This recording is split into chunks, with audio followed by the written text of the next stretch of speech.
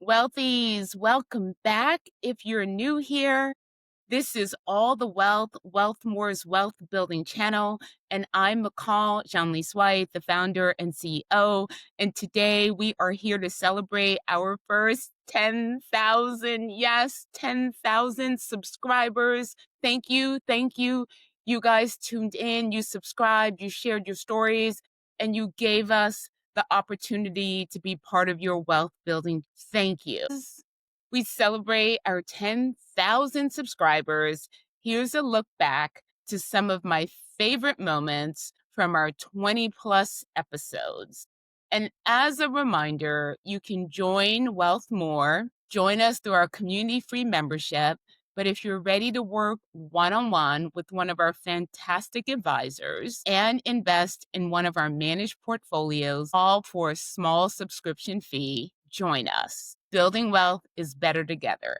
Thank you. All the wealth. So the reality is the richest Americans own the vast majority of the US stock market, and that is according to Fed data.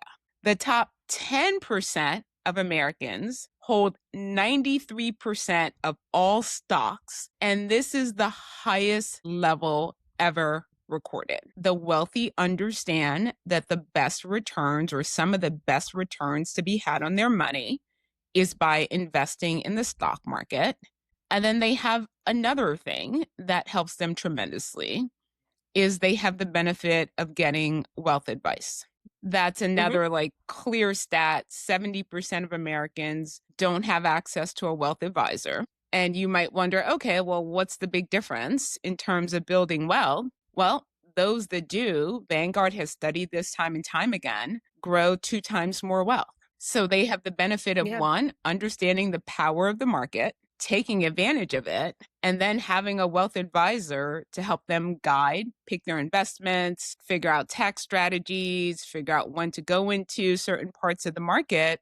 And that dual effect is what has them owning 93% of all stocks. And understanding how to protect it. Exactly. Right? So what they are not doing, which is what many of us in the middle do, is letting their money sit in savings accounts that are paying barely any interest. And they're also avoiding what I like to call the middle class trap, over investing in their home. It's left to the year. A lot has happened. Today was certainly the news that the market wanted to hear. And Jerome Powell did not disappoint. Obviously, he did not explicitly state that a rate cut is coming, but just the hint of it was enough for the markets to rally. The markets are dancing today. Yeah, he has been avoiding the words that he was using today. He's been avoiding being what we call dovish, which is saying that he's going to potentially lower interest rates or use his Fed speak like he likes to. But today was really, people are taking what he's saying as likely to cut in September. So that's why we're seeing the markets move the way they are. You got it. And, we will remind folks the job of the Fed is to handle 2 big things, inflation and unemployment. The other thing is crypto's not for everyone. It is a highly volatile asset, a risk asset. And so you have to have the risk tolerance to be investing in it.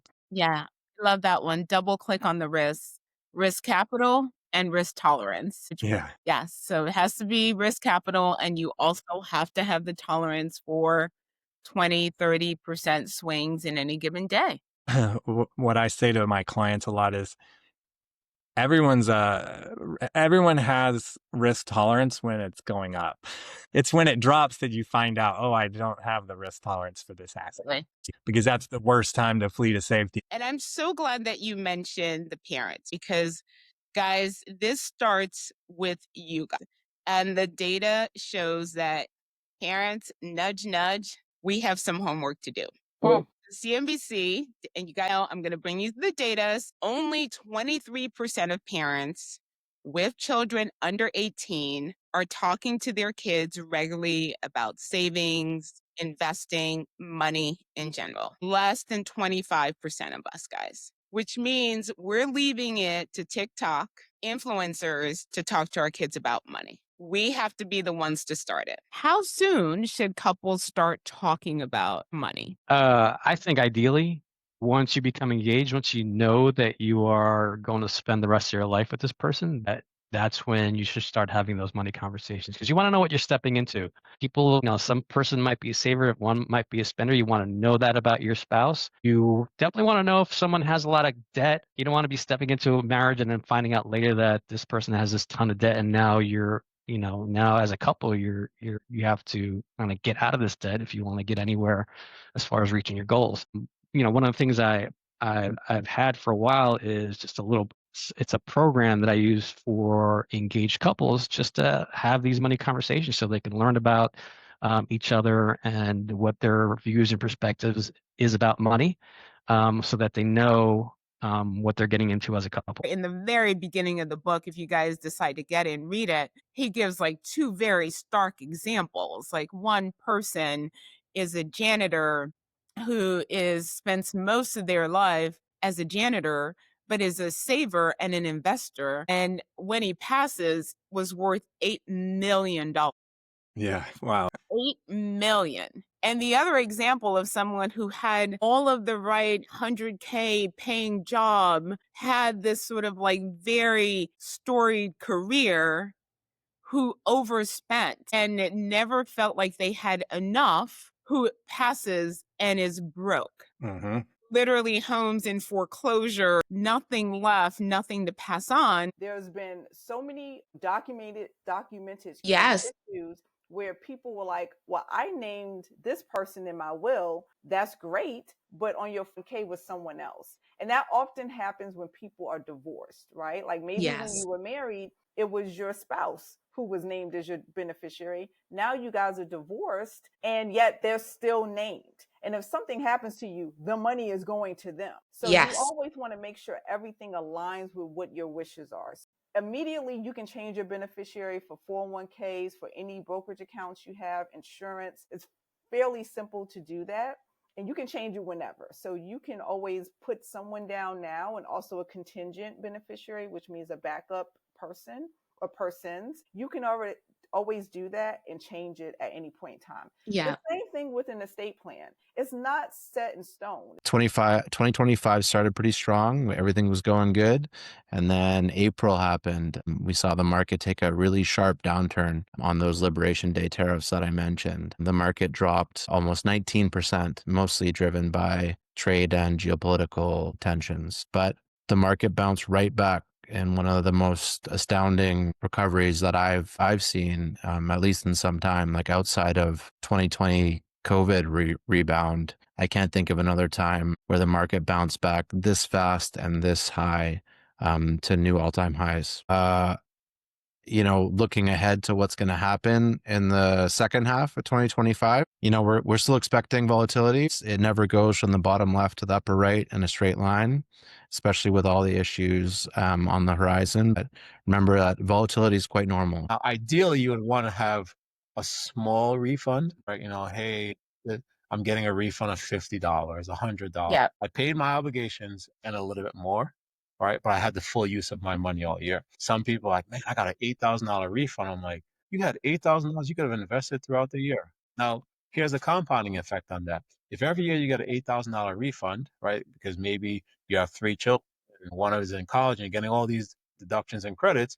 Imagine for the next 5 years, that's $8,000 that you're giving away and not investing. Just like I always tell you, start investing in your 401k and your IRAs early because it compounds. Had you been investing, that's $32,000 over 4 years that you could have invested. Yep. At least 4 point something percent or whatever it invested, but you're getting nothing on it. In fact, it's worth less than $32,000 now because when you got it back, inflation adjusted, it's some $32,000 now. I am focused on meeting X goal. But it gets better. If you have specific check-ins with your, let's call this person your accountability partner or your accountability buddy, your chance of success, meaning that you actually will achieve that goal, increases to, take a guess, Tanya.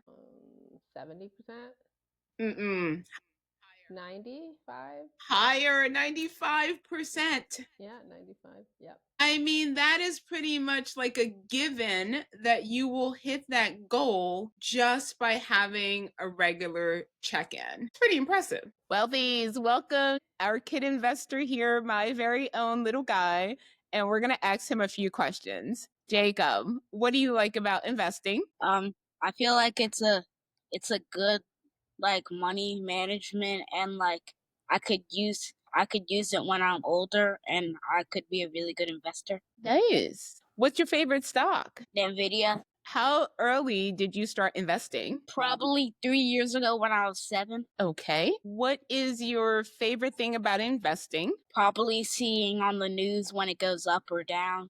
Nice. And what do you want other kids to know about investing? If you know a little bit about investing, well, that's good. And if you're just starting investing, you should ask a parent or something. And I started investing with an app called Greenlight. So maybe you could ask your parents about something like that. Awesome. Thank you, Jacob. Okay, you're welcome. Well, Yeah. that's for sure. Yeah. As investors as well, we have to take a longer look at things too. You got it. We're not investing for the next 6 months or 2 years. We're investing for the next 10, 15, 20 years. Yeah. And having been at this for quite some time, we certainly have our points of views on which corporate leaders are better managers versus others. There's certainly ones that we'll be keeping our eyes closely in terms of how they manage this. And it'll show up in products that we see in their stores. It'll show up in how they're approaching pricing, other news around how they incorporate innovation to bring costs down. So I'm excited for 2026. Nicely. It won't be boring. I can guarantee you that. It won't be boring. It won't be boring. I'm looking forward to it because these events are where we really see where the strength and leadership resides in different organizations.